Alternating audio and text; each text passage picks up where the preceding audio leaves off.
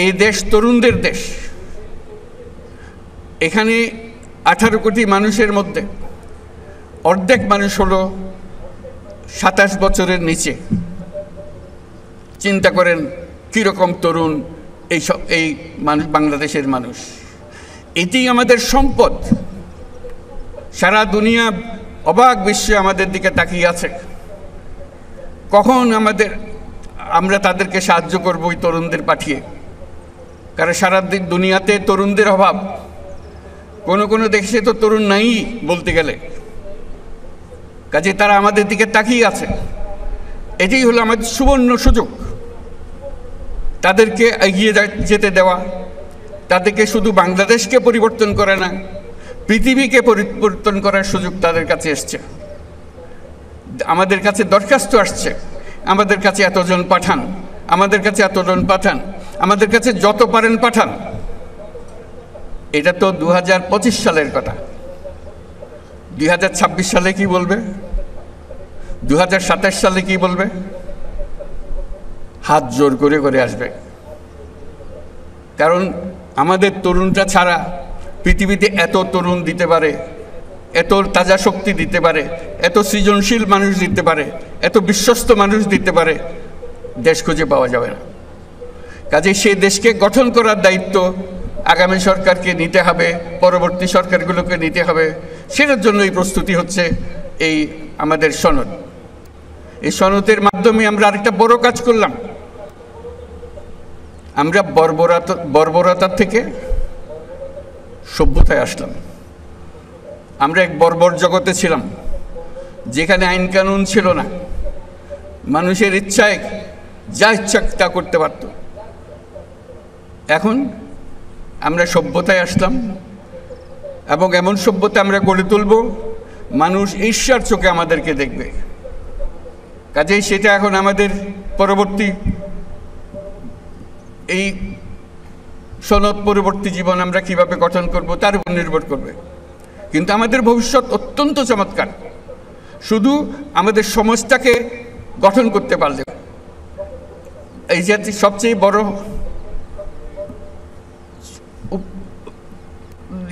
Conclusion যেটা এখান থেকে যেটা আমরা পেলাম, আজকে যেটা আমরা বুঝতে পারলাম, যে আমরা যদি একমত হই, যেভাবে আমরা হতে পেরেছি, অন্য সব কাজেও যদি আমরা একমত হই, এক পথে চলি, তাহলে আমাদের দেশ এটা অনন্য দেশে পরিণত হবে। আমাদের দেশের সেই শক্তি আছে, সেই শক্তিকে আমরা ব্যবহার করতে পারি। আমরা আমাদের যে সম্পদ আছে, যেটা আমরা ব্যবহার করতে পারিনি এ পর্যন্ত।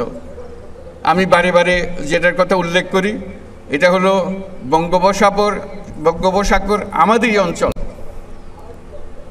আমাদেরই বাংলাদেশের অংশ।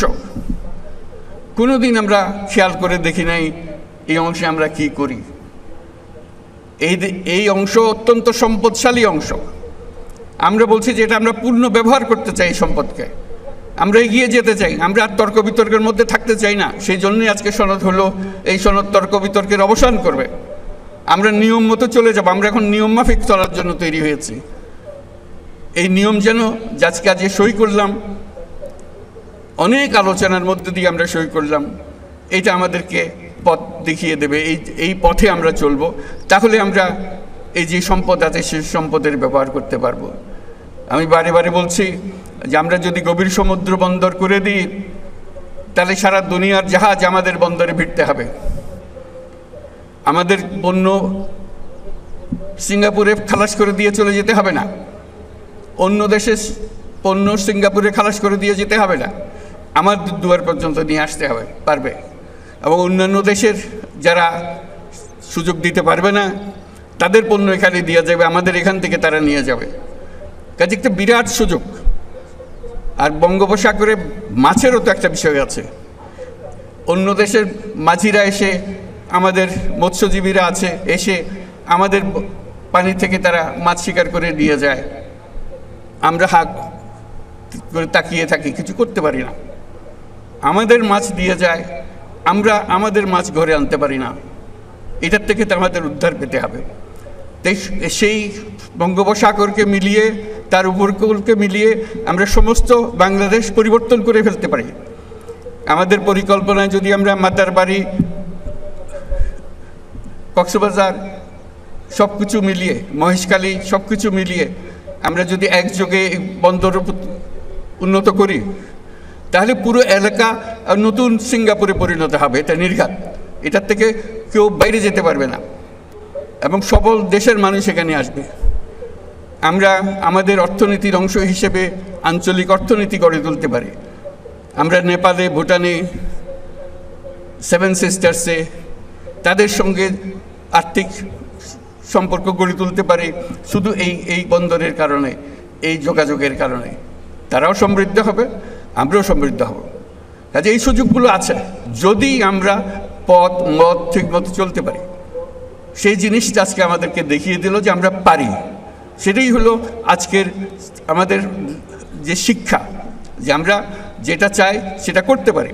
এবং যেটা আজকে করলাম সেটা ছাত্রদের, তরুণদের জানিয়ে দেওয়ার জন্য তাদের পাঠ্যপুস্তকে থাকবে আমরা কিভাবে ঐক্যমতে এসেছি, কী কী বিষয় বিবেচনা করেছি, তারা কেন এই সিদ্ধান্তে এসছে, কীভাবে এসছে, তাদের জন্য যেই তারা বিতর্কগুলো করেছেন দিনের পর দিন এই সিদ্ধান্তে আসার জন্য, সেগুলোর ভিডিও ইস্যুভিত্তিক তৈরি করে করে ছাত্রদের হাতে দিয়ে দেওয়া হবে।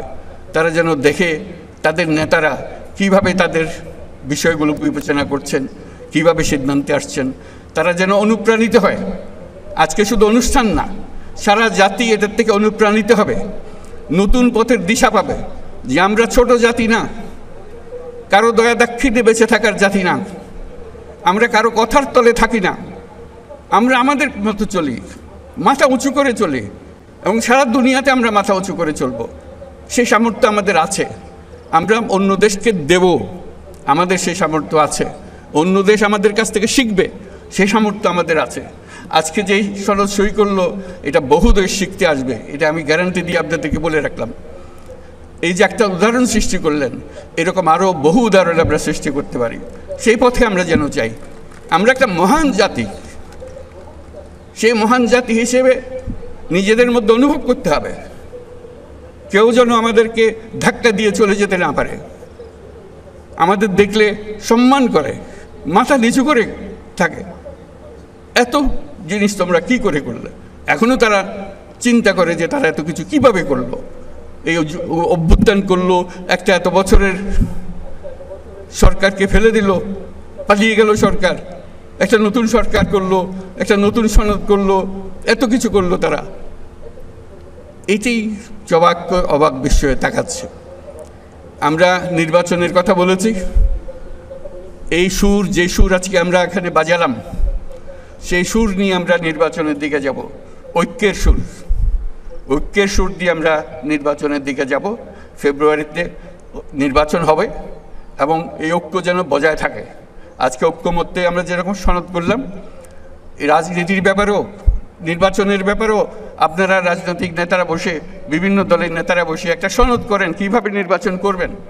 যেমন তেমন করে নির্বাচন করলে তো আবার পুরনো জায়গায় ফিরে যাওয়া, কিছু করে লাভটা কী হলো? এই কথা লিখে আমার লাভ কী হলো? কথা লিখলাম, কথা মানলাম না, কাজের মধ্যে গিয়ে মানলাম না। কাজেই আমার অনুরোধ, আপনারা আবার ঐক্যমত্য কমিশন বলেন, কমিটি বলেন, নিজেরা বসুন, নির্বাচনটা কিভাবে সুন্দরভাবে করবেন, উৎসবমুখর করে করবেন, ইতিহাসে স্মরণীয় করে তুলবেন। যেই সনদ রচিতা এই নির্বাচন করেছে, এই সনদ তৈরি করেছে যারা, তাদের হাতে এই নির্বাচন সৃষ্টি হয়েছে। পুলিশ এসে কেন ধাক্কাধাক্কি করবে সেখানে? নিজেদের নির্বাচন নিজেরা করব আমরা, কারো এসে আমাদেরকে সোজা করতে হবে না, আমাদেরকে দেখিয়ে দিতে হবে না, ধাক্কাধাক্কি করতে হবে না। আমরা কি জানি না নাকি কিভাবে নির্বাচন সুন্দরভাবে করতে হয়? সেটা যেন একটা উদাহরণ হয়, সেটা জাতির জন্য উদাহরণ, বিশ্বের জন্য একটা উদাহরণ হিসেবে আমরা সে নির্বাচনটা করতে চাই। আমরা ইনশাআল্লাহ পারবো। আজকে সেই পারার একটা চিহ্ন আমরা এখানে রেখে গেলাম। এই চিহ্নটা ধরে আমরা পথে অগ্রসর হব। আল্লাহ আমাদেরকে সেই সামর্থ্য দিক, সেই জন্য আমাদের সবার জন্য দোয়া করেন।